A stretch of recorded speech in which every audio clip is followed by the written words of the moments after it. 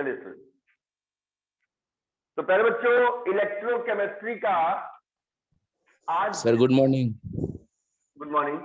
Electrochemistry का आज जो टॉपिक हम लोग फिनिश कर रहे हैं, आज जो टॉपिक हम लोग जिसको फिनिश करेंगे वो है आपका इलेक्ट्रॉनिक ब्रैकेट में मेटालिक एंड इलेक्ट्रोलाइटिक कंडक्टेंस। उसमें से हम सबसे फर्स्ट वाले को पहले पढ़ रहे हैं जिसका नाम है इलेक्ट्रॉनिक या मेटालिक कंडक्टेंस। इसके पहले ए पॉइंट में लिखिएगा, आराम से समझ में आएगा बिना कोई दिक्कत के। जब आपका कंडक्टेंस अच्छा होगा, कंडक्टिविटी भी समझेंगे, ज्यादा इलेक्ट्रोलाइटिक पे फोकस कीजिएगा। उसके बाद आपको फिर मोलर कंडक्टिविटी भी अच्छे से पढ़ना है, जिसको एक्सप्लेन किया है कोल-रॉसेस लॉ ने। चलिए पहले बच्चों, तो पहला पॉइंट ए में लिखिएगा Pranav, Arnav Sinha, electrical conductance through metals. Electrical conductance, conductance हो रहा है, चार्ज पास कर रहा है, किसके थ्रू पास कर रहा है? थ्रू मेटल्स, मेटल्स के थ्रू। आपके घर में भी जो सर्किट का वायरिंग होगा, कॉपर ऊपर तांबा की तार से होगा, छील के देखिए उसमें अंदर कॉपर होता है, वो भी मेटल से ही कंडक्ट करता है। Electrical conductance through metals is called metallic or electronic conductance through metals is called metallic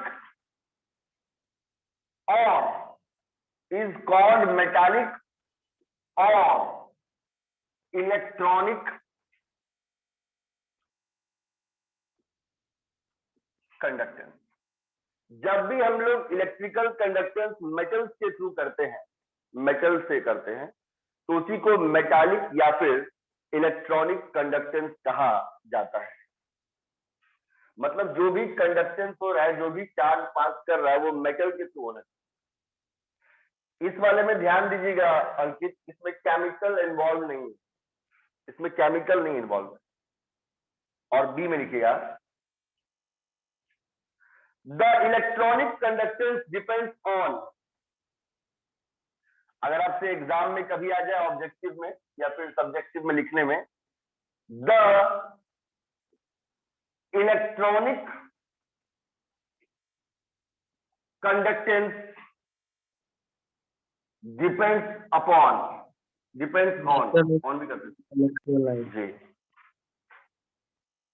नहीं, इसके अंदर आप नेचर ऑफ इलेक्ट्रोलाइट नहीं बोल सकते हैं, क्योंकि आपको मैंने स्टार्टिंग में बता दिया ये केमिकल का नहीं है। जब कोई बैटरी में केमिकल फिल होगा तो वो उसके लिए आप जब जो केमिकल्स के थ्रू बनेगा चार्ज, आयंस के थ्रू चार्ज बनेगा, वो इलेक्ट्रोलाइटिक होता है कंडक्टेंस। ये आपने इस केस में जब केमिकल है ही नहीं तो नेचर ऑफ इलेक्ट्रोलाइट कहां से आएगा? यहां पे आपने साफ साफ बोल दिया इलेक्ट्रिकल कंडक्टेंस जो मेटल्स के थ्रू होता है। मतलब अगर जो करंट पास कर रहा है, जो करंट पास कर रहा है वो मेटल्स के थ्रू हो रहा है, through metals, is called metallic और इलेक्ट्रॉनिक कंडक्टेंस। और ये जो इलेक्ट्रॉनिक कंडक्टेंस है ये डिपेंड करता है ऑन, सबसे पहला फर्स्ट किया, nature and structure of metal. देखिए इसके मीनिंग समझिएगा, nature and structure of metal. Actually होता है क्या अंकित की रेजिस्टेंस लेंथ के डायरेक्टली प्रोपोर्शनल होता है और एरिया ऑफ क्रॉस सेक्शन के इनवर्सली प्रोपोर्शनल होता है। तो मतलब उसके स्ट्रक्चर के अकॉर्डिंग उसके अंदर रेजिस्टेंस डेवलप रहता है। तो जब रेजिस्टेंस अपने आप डेवलप रहता है तो फिर उसका उल्टा कंडक्टेंस भी अपने आप डेवलप होगा। अगर रेजिस्टेंस का रेसिप्रोकल है कंडक्टेंस, अगर रेजिस्टेंस नेचर और स्ट्रक्चर पे डिपेंड करता है तो कंडक्टेंस भी डिपेंड करेगा।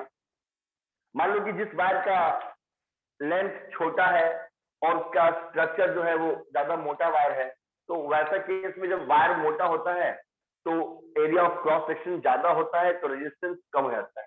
तो जाहिर सी बात है अगर रेजिस्टेंस कम है तो कंडक्टेंस ज्यादा है।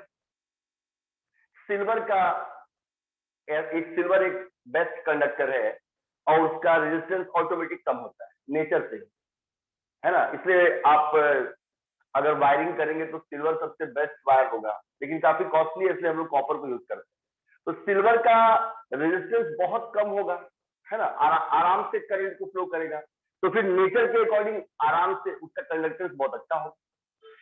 तो सबसे पहला मेटालिक या फिर इलेक्ट्रॉनिक कंडक्टेंस अगर आपसे पूछेगा कि कौन से चीजों पर डिपेंड करता है, तो आपको 3 बताना है। पहला nature and structure of metal, दूसरा the number of valence electrons per atom, उस मेटल के आउटरमोस्ट शेल में कितने इलेक्ट्रॉन है, the number of valence electrons, वो इलेक्ट्रॉन्स जो किसी आइटम के सबसे आउटरमोस्ट शेल में बाहरी कक्ष में पाए जाते हैं, that is called valence electron. The number of valence electrons per atom, वो मेटल का एटम के बाहर में कितना इलेक्ट्रॉन पाया जाएगा, दूसरा है। और थर्ड, तीसरा, पहला है nature and structure of metal, दूसरा है the number of valence electrons per atom, और तीसरा थर्ड है टेम्परेचर पे भी डिपेंड करता है। तीसरा है प्यारे बच्चों टेम्परेचर। लेकिन देखिए यहाँ पे कुछ बात है, टेम्परेचर जहां आप लिखेंगे वहां ब्रैकेट पे लिखेंगे decreases with increase on temperature. जो मेटल का वायर अंकित जो मेटल का वायर ज्यादा गर्म हो जा रहा है, टेम्परेचर ज्यादा बढ़ जा रहा है, और सिन्हा, इसका मतलब है कि वो वायर का रेजिस्टेंस ज्यादा है, करंट को ठीक से फ्लो नहीं कर पा रहा।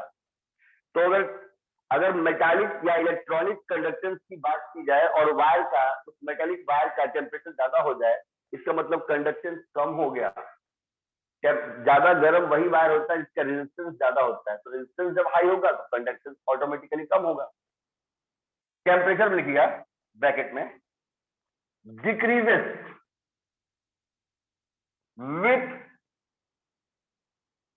Increase in temperature. तो बहुत ही प्यारे बच्चों आसान टॉपिक है, और देखिए ये आपके किसी भी एग्जाम में आएगा, मेरे कोई स्टूडेंट का मार्क्स इसमें नहीं कटेगा, बिल्कुल सिंपल है। आप एक बार इसको ध्यान से देखिए, एक बार रिवाइज कराते हैं, फिर हम लोग दूसरे टॉपिक की तरफ मूव कर जाएंगे। काशिफ रजा, हम 2 तरह का कंडक्टेंस अभी पढ़ेंगे काशिफ रजा, जिसमें एक है काशिफ इलेक्ट्रॉनिक या मेटालिक कंडक्टेंस और दूसरे का नाम है इलेक्ट्रोलाइटिक कंडक्टेंस। शुरू में ही बता दिए काशिफ कि ज्यादा इंपॉर्टेंस वो सेकंड वाले का, आप इलेक्ट्रोकेमिस्ट्री पढ़ रहे हैं काशिफ, आप वो ब्रांच पढ़ रहे हैं जिसमें केमिकल्स से आपको चार्ज बनाना है ना। तो इसके लिए आपका सेकंड वाला जो है इलेक्ट्रोलाइटिक कंडक्टेंस, वो आपका ज्यादा इंपॉर्टेंट, ठीक है। चलिए अब यहां देखिएगा, आपने इलेक्ट्रॉनिक या मेटालिक कंडक्टेंस के बारे में बिल्कुल सिंपल डेफिनेशन दिया, कोई बकवास नहीं है, कोई बच्चा खुद से पढ़ के भी समझ सकता है स्टूडेंट। इलेक्ट्रिकल कंडक्टेंस, जब इलेक्ट्रिक कंडक्टेंस होता है, चार्ज पास करता है थ्रू मेटल्स में से पास करता है, मेटल के वायर में से, सर्किट में से, इसी को मेटालिक या इलेक्ट्रॉनिक कंडक्टेंस कहा जाता है, ठीक है। इसमें एक बात नोट में लिखवाएंगे, ये इलेक्ट्रॉन्स के थ्रू होता है, और ये जो इलेक्ट्रॉनिक कंडक्टेंस है या मेटालिक कंडक्टेंस है, ये 3 बात पे डिपेंड करता है मेरे प्यारे बच्चे, 3 बातों पे डिपेंड करता है। Nature and structure of metal पे डिपेंड करता है, कितने उस एटम के आउटरमोस्ट शेल में इलेक्ट्रॉन्स है, वैलेंस इलेक्ट्रॉन्स है, उस पर डिपेंड करता है, और टेम्परेचर पे डिपेंड करता है। लेकिन यहाँ पे टेम्परेचर पे कैसे डिपेंड करता है, तो इनवर्सली है, उल्टा है। अगर टेम्परेचर घटे, अगर टेम्परेचर बढ़ेगा तो मेटालिक या इलेक्ट्रॉनिक कंडक्टेंस कम हो जाएगा, यानी जो वायर जितना ज्यादा गर्म हो जा रहा है वो उतना अच्छे से करंट पास नहीं करेगा, ठीक है। अगर आपका इस लाइन में जगह बचा है तो आप यहीं पे ऐड कर सकते हैं कि इलेक्ट्रिकल कंडक्टेंस क्यों होता है, and is due to movement of electron. जहां पे आप लिखे हैं electrical conductance through metals is called metallic और इलेक्ट्रॉनिक कंडक्टेंस, और यहीं पे जोड़ सकते हैं and is due to electron. Ankit ये आयंस की वजह से नहीं होता, electrical conductance due to movement of electrons होता है, due to movement of electron. अगर आज के बाद मैं कभी भी वहां पे आप थोड़ा सा जगह होगा तो प्लीज आप वहां पे ऐड कर दीजिएगा, due to movement of electron. Sir flow of electron भी तो हो सकता है। बिल्कुल बिल्कुल काशिफ जी, बिल्कुल हो सकता है। अगर इलेक्ट्रॉन फ्लो कर रहा है इसका मतलब हुआ कि वो मूव कर ही रहा है। तो मेरे प्यारे बच्चों, इसमें तो जो भी ऑब्जेक्टिव या सब्जेक्टिव क्वेश्चन आए मेरे प्यारे बच्चों, आपका उसमें नंबर कटना नहीं चाहिए। चलिए प्यारे बच्चों, बहुत ही अच्छा। अब अगला टॉपिक स्टार्ट करते हैं। अलग से नोट क्या लिखवाते हैं, आपको काफी टाइम लगता, इससे बेटर है कि आप उसी में ऐड कर दिए, है ना अर्णव जी। चलिए ज्योति शेखर जी, आपने इलेक्ट्रॉनिक जो मेटल्स के वायर के थ्रू इलेक्ट्रॉन्स पास करता है तब जो चार्ज उसमें से फ्लो करता है उसके बारे में आप पढ़े। इलेक्ट्रॉनिक या मेटालिक कंडक्टेंस के बारे में आपने पढ़ा और आपने अपनी डेफिनेशन में बिल्कुल सिंपल लिखा, सर अगर इलेक्ट्रिकल कंडक्टेंस हो रहा है, करंट पास कर रहा है, लेकिन सर वो मेटल्स के थ्रू पास कर रहा है, मेटालिक वायर के थ्रू पास कर रहा है, तो उसी को मेटालिक या इलेक्ट्रॉनिक कंडक्टेंस कहते हैं। और काशिफ इसका बेसिस होता है, ये किस बेस पे आप इसकी बात करते हैं, तो आप इसका मूवमेंट ऑफ इलेक्ट्रॉन्स के बेस पे कैलकुलेट करते हैं, है ना, जो आपके घर में भी सब जगह मेटल का वायरिंग किया गया है उसमें से पास करता है करंट। तीन बातों को आप ऐसे ही याद कर सकते हैं, nature and structure of metal, number of valence electrons पर आइटम और टेम्परेचर। टेम्परेचर जब आप जहां पे आप बोलेंगे कि जहां पे आप ये बात बताएंगे कि टेम्परेचर पे इलेक्ट्रॉनिक कंडक्टेंस डिपेंड करता है, उसके ब्रैकेट में आपको श्योर लिखना है decreases with increase in temperature, decreases with increase in temperature. चलिए ये सबका हो गया। यस दो सर। बार आप लोग को यस सर। दो बार आप लोग को रिवाइज भी करवा दिए ना स्टूडेंट।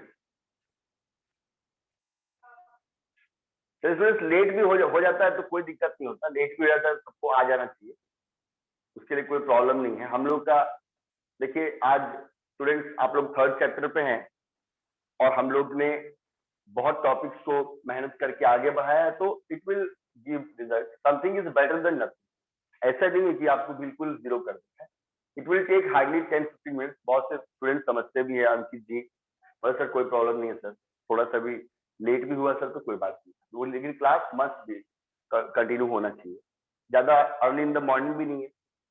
चलिए प्यारे बच्चों, तो स्टूडेंट्स इस वाले टॉपिक को मिटा देते हैं काशिफ, और अब सेकंड स्टार्ट करते हैं जिसके बारे में मैंने कहा था कि वो ज्यादा इंपॉर्टेंट। इसके बाद में एक नोट में पॉइंट था काशिफ, लेकिन हम सोचे कि पहले सेकंड वाला पढ़ा देते हैं, फिर वो नोट में दोनों को, ये वाला कंडक्टेंस को और इलेक्ट्रोलाइटिक कंडक्टेंस को, दोनों को हम लोग कंपेयर करें। चलिए मेरे बच्चों इसको मिटा दे रहे हैं, नोट्स आपके पास पहुंच जाएगा, नहीं पहुंचता तब से कॉन्टेक्ट कीजिए। चलिए अब देखिए स्टूडेंट, हम लोग सेकंड वाले को देखते हैं, है ना। अब ये हम लोग का सेकंड वाला है।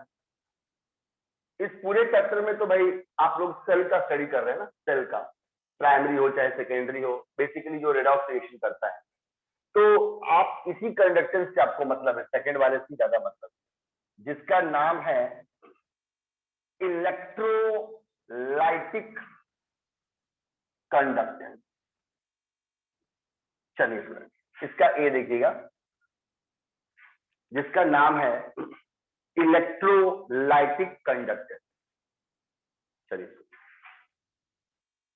अब देखिए इसका डेफिनेशन आप लोग जब पढ़िएगा तो पहले जो आपको कॉपी में लिखे हैं उससे कंपेयर कर लीजिएगा, ठीक है।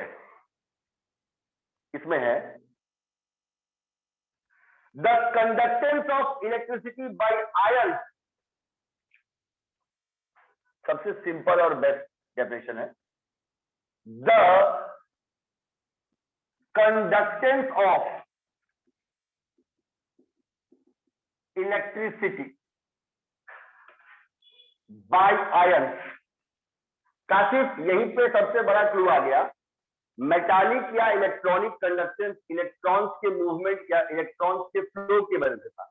और इसने शुरू में बोल दिया कि अगर इलेक्ट्रिसिटी हम लोग कंडक्ट कर रहे हैं, चार्ज करंट को पास कर रहे हैं, लेकिन आयंस के थ्रू, the conductance of electricity by ion present in the solution is called electrolytic और ionic conductance. Ions present in the solution, ये सॉल्यूशन किसका होगा? इलेक्ट्रोलाइट का होगा। आपने कहा था कि या तो मोल्टेन स्टेट में होना चाहिए या एक्वस में घोल के होना चाहिए ताकि वो केमिकल चार्ज को पास कर सके। तो अगर आप कंडक्टेंस इलेक्ट्रिसिटी का इलेक्ट्रॉन्स के थ्रू नहीं बल्कि आयंस के थ्रू करते जो किसी सॉल्यूशन में मौजूद है, इज कॉल्ड, तो प्यारे बच्चों उसको आप इलेक्ट्रोलाइटिक या फिर आयोनिक कंडक्टेंस भी कहते हैं।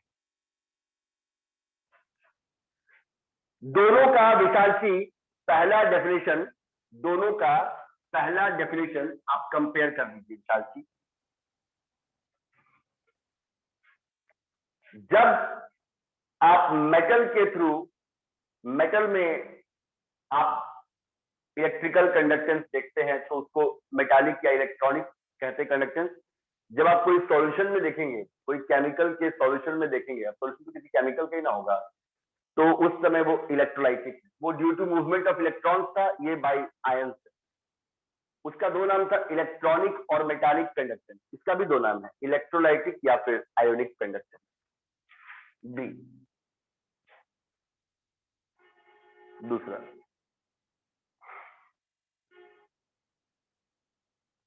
the conductivity of electrolytic solution, the conductivity of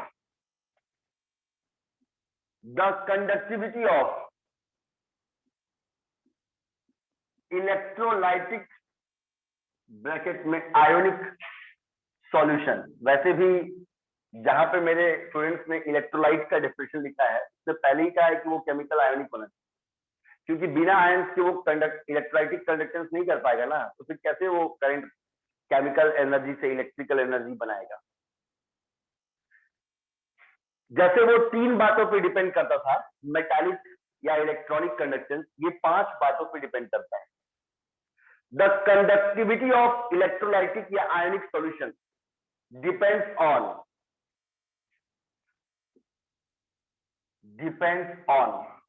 सबसे पहला, first, the nature of electrolyte added. आपने उसके अंदर जो एसिड लिया है, जो केमिकल लिया है, उसका नेचर क्या है? इक्विलिब्रियम बोलता है कि दो तरह का होता है, या तो स्ट्रॉन्ग होता है या वीक होता है। जो 100% टूट जाता है अंकित, वो स्ट्रॉन्ग इलेक्ट्रोलाइट है जिसमें इक्विलिब्रियम नहीं आता, अल्फा बराबर 1। और जो पार्शियली थोड़ा सा ही ब्रेक कर पाता है, डिसिपेट होता है, उसे बोलते हैं वीक इलेक्ट्रोलाइट। उसका alpha is less than 0.05, equilibrium chapter class 11। सबसे पहले डिपेंड करता है कि आप कैसा यूज कर रहे हैं इलेक्ट्रोलाइट। नेचर ऑफ इलेक्ट्रोलाइट पे डिपेंड करता है, और ये नेचर कैसा होगा, या तो वो स्ट्रॉन्ग में आएगा या वीक में आएगा। तो जितना ब्रांडेड कंपनीज का बैटरीज है, ल्यूमिनस, एक्साइड, है ना, ये सब क्या करता है कि एक अच्छा, सबसे पहला इसका प्रायोरिटी होता है कि इसका बैकअप अच्छा होता है, क्योंकि ये एक अच्छा स्ट्रॉन्ग इलेक्ट्रोलाइट को यूज करता है। लोकल बैटरीज भी गांव में बनाई जाती है, पहला हो गया। दूसरा,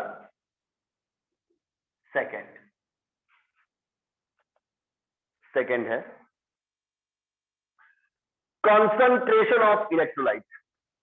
अब देखा जाएगा कि जो इलेक्ट्रोलाइट आपने स्ट्रॉन्ग लिया है या वीक लिया है, उसका कॉन्सेंट्रेशन कितना है। कॉन्सेंट्रेशन का सब बच्चे लोग को बहुत दिन से पढ़ते पढ़ते याद होगा, उसकी molarity. Concentration of electrolyte bracket में मोलैरिटी। जिन बच्चों ने सॉल्यूशन पढ़ा है उन्होंने जब ऑस्मोटिक प्रेशर में पाई बराबर CRT में कॉन्सेंट्रेशन का मतलब पूछा था, तो वहां भी नंबर ऑफ मोल्स बटा वॉल्यूम से वो भी मोलैरिटी ही था।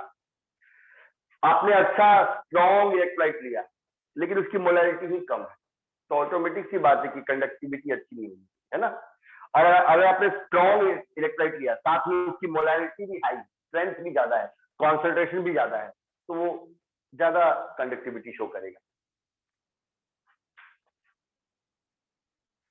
तो मेरे प्यारे बच्चों सेकंड वाले का ए पॉइंट देख लीजिए मेरे प्यारे बच्चों, सेकंड वाला का ए पॉइंट है कंडक्टेंस। आप जब इलेक्ट्रिसिटी का कंडक्टेंस करते हैं मेरे प्यारे बच्चों, और आप जब इलेक्ट्रिसिटी का कंडक्टेंस करते हैं किसके बेस पे, आयंस के बेस पे जो सॉल्यूशन में मौजूद है। आपके पास एक इलेक्ट्रोलाइट केमिकल होगा सेल के अंदर, उसके सॉल्यूशन में जितने आयंस मौजूद है तो उसको इलेक्ट्रोलाइटिक या आयनिक कंडक्टेंस कहते हैं।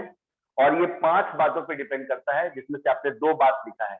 सबसे पहले लिखा है नेचर ऑफ इलेक्ट्रोलाइट एडेड, आपने किस प्रकार का इलेक्ट्रोलाइट का यूज किया है, स्ट्रॉन्ग है कि वीक है, इसके बारे में थोड़ा मैंने आपको बता भी दिया।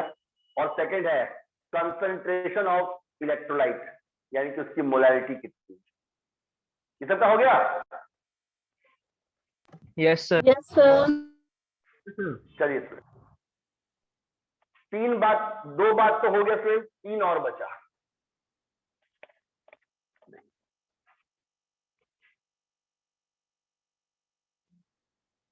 अब देखिए स्टूडेंट, चलिए ये दूसरा हो गया था। और देखिए प्यारे बच्चों, ये आपका थर्ड है, तीसरा क्या लिखिएगा, ये आपका थर्ड है, तीसरा। Size of the ions produce and their solvation, वो जो इलेक्ट्रोलाइट टूटा उसके आयंस का साइज कितना है। Size of the ions produced and their solvation. तो सर ये सॉल्वेशन क्या होता है सर? मतलब वो कितनी जल्दी एक्वस मीडियम में घुल जा रहा है। By the way Kashif, ions ऐसा है जो एक्वस मीडियम में डिसोसिएट ही नहीं कर रहा है, उल्टा वो वैन हॉफ फैक्टर एसोसिएट कर जा रहा है, तब फिर वो भी चार्ज ऐसे से पास नहीं करेगा। तीसरा बात जिसके ऊपर डिपेंड करता है वो है size of ions produce and their solvation. Fourth वाला, the nature of the solvent and its viscosity. The nature of the solvent and its viscosity.